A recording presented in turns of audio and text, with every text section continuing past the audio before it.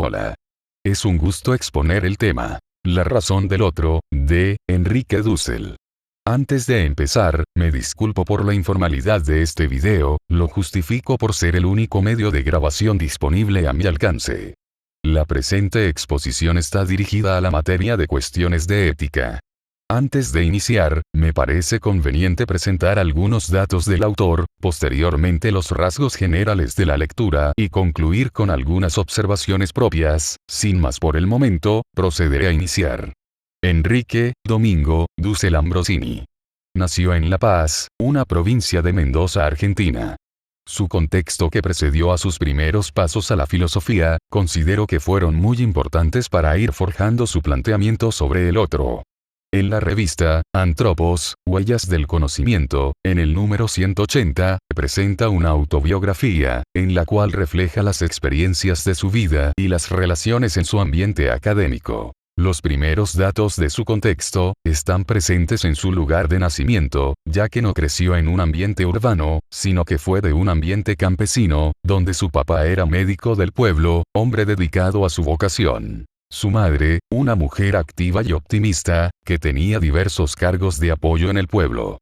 Una característica de su pueblo, es su carencia, por lo que conocía la pobreza de su gente. Por tal motivo, aprendió a andar descalzo o, a caballo, amando completamente el espíritu de su pueblo. Posteriormente, en 1940, su padre fue despedido de su trabajo, por motivo de la guerra europea, dejando su lugar natal, para emigrar a la ciudad. Momento en el cual, se le dificultó acostumbrarse a su nuevo estilo de vida, por lo que añoraba su vida de campo.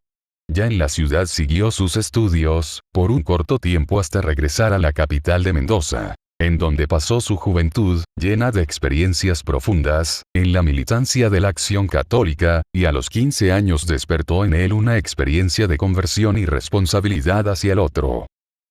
Durante su periodo de la Facultad de Filosofía, en la Universidad Nacional de Cuyo, tuvo contacto con la filosofía escolástica, la cual tenía la exigencia del latín y el griego, como lenguas necesarias para comprender la filosofía antigua. Además se les enseñaba el alemán con la finalidad de comprender autores de esa época.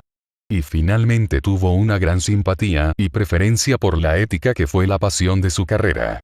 Llegando al punto clave, que ayudará a comprender la obra propuesta en la materia, se debe comprender el origen de la filosofía de la liberación, pues es un periodo donde Dussel experimentó cada momento del ámbito intelectual, social, político y cultural de la época. Como referencia, se tiene presente en 1969 los movimientos estudiantiles que tomaron la ciudad de Córdoba. En la esfera intelectual, Dussel empezó a conocer todo el proceso de emancipación de América Latina, informándose sobre las teorías de dependencia que reflejaban una simetría económica centro-periferia, en donde la dominación del norte condicionaba el subdesarrollo del sur. Por el otro lado, los textos La filosofía de la liberación y la búsqueda de una filosofía propia y una identidad de América Latina, presentaban en nuestro autor una inquietud respecto de la ética. En este periodo de agitación, Dussel y otros compañeros, descubrieron el pensamiento de Manuel Levinas. Bajo este desarrollo intelectual, se va observando que la experiencia originaria de la filosofía de la liberación consiste en descubrir el hecho de la dominación. En este descubrimiento se presentan dos dimensiones: por un lado, el sí mismo, el dominado que tiene conciencia de su condición y a partir de ella lanza una súplica, es decir, una interpelación. La interpelación, que lanza el oprimido, es escuchada por alguien que es responsable. Por tanto, la siguiente categoría que ayudará a comprender el texto, la razón del otro, será el oyente, responsable, quien queda impactado por la súplica del otro. Estos antecedentes que he mencionado ayudarán a comprender el tema que Enrique Dussel propone a continuación. La razón del otro. La interpelación como acto de habla. Como ya se mencionó anteriormente, la preocupación por el otro va a ser fundamental en el planteamiento ético de Enrique Dussel, y para llevar a cabo su postura tendrá como herramienta el pensamiento de Karl Otto Appel.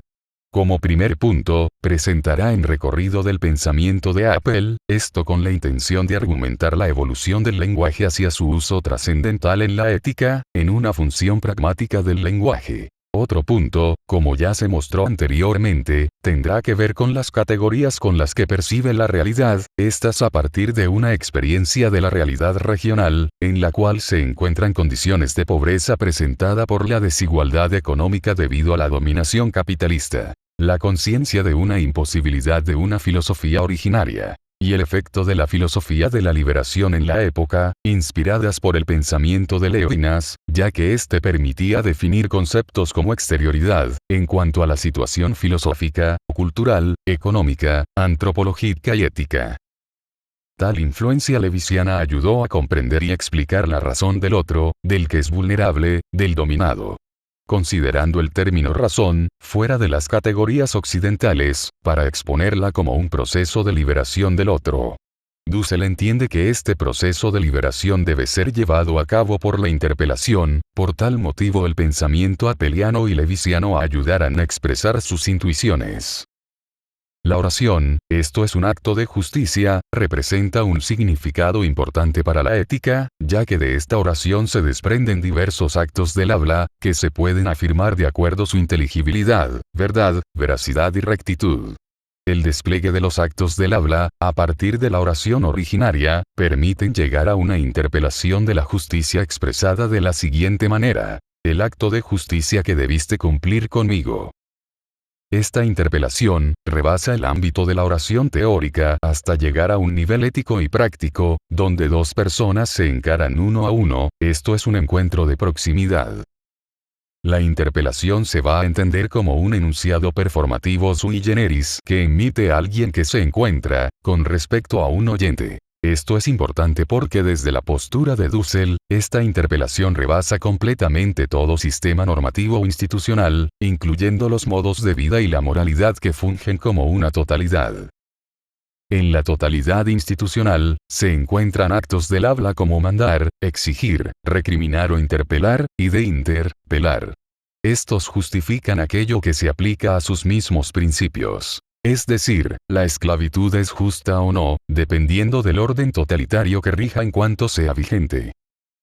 En cuanto a la primera pretensión de validez relacionada con la inteligibilidad, propone que la interpelación como acto del habla, tiene un contenido proposicional que puede tener cierta incompetencia lingüística, debido a que el hablante, el reconocido como pobre, es excluido de la exterioridad, desde el punto de vista del oyente. En esta postura, se entiende que es una conversación, pero no una verdadera comunicación plena entre hablante y oyente. La pretensión de validez en el término de la verdad, considera que la interpelación como un acto de habla constatativo, en el cual se puede intentar una argumentación intersubjetiva, por medio de un discurso argumentativo con la finalidad de llegar a acuerdos. Los acuerdos a los que se pretenden llegar no deben estar fundados en deberes o responsabilidades de derecho vigente, por lo que se deben respaldar en exigencias éticas trascendentales. La veracidad en las pretensiones de validez, trata de una esencia en el acto interpelativo. En esta circunstancia, se entiende que el oyente debe estar en condición de creer y aceptar racionalmente la interpelación del hablante, de mismo modo, el hablante debe hacer lo posible para que su intención sea claramente interpretada. Por tanto, la aceptación de esa sinceridad es el fruto de la fuerza ilocucionaria, es el efecto perlocucionario. En cuanto a la rectitud, como pretensión de validez, se puede observar que el interpelante puede no afirmar las normas vigentes ya que éstas son la causa de su miseria.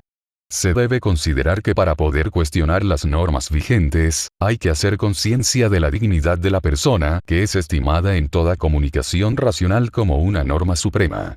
Por ello, la interpelación puede exigir una nueva normatividad donde tengan validez derechos que aún no estén vigentes. La razón del otro. La exterioridad y la comunidad de comunicación. Lo primero que se debe tomar en cuenta, es que hay dos tipos de comunidad, la primera sería una comunidad de comunicación ideal, y, la segunda una comunidad de comunicación real o empírica. La descripción de la primera, expresa que toda argumentación presupone, siempre a una comunidad de comunicación ideal, libre de dominación, en el respeto a la igualdad de las personas. Sin embargo, esto no implica que sus participantes no tengan derecho a una cierta exterioridad. La exterioridad virtual no niega la comunidad, sino que la descubre como reunión o convergencia de personas libres, unas con respecto a las otras. En una comunidad de comunicación, se abre a la intersubjetividad, con ello se pueden comprender dos posturas, una positiva de acuerdo y una negativa de desacuerdo. Estas dos posturas entran en juego al problematizar la postura de desacuerdo.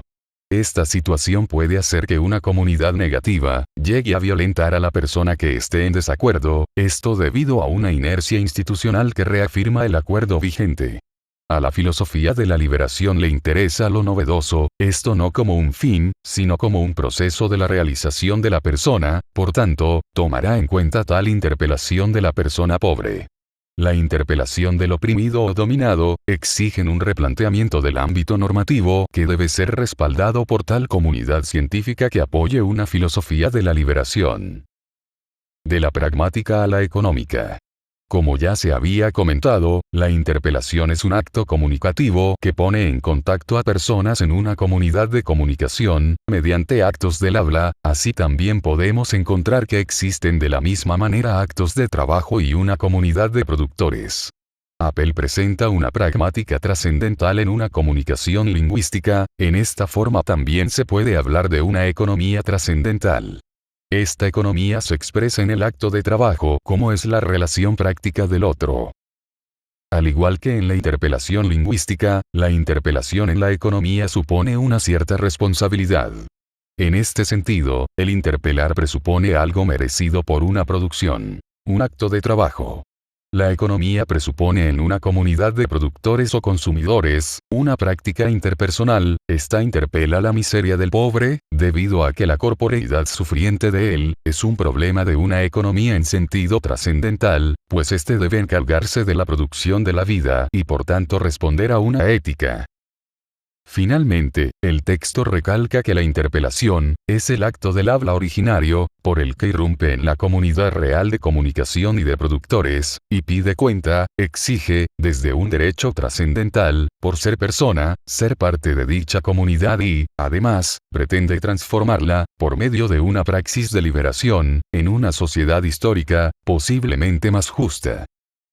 Este punto es importante, ya que concluye con el quehacer de la filosofía, pues ya se expuso que el problema de la opresión es la exclusión por parte de la comunidad real.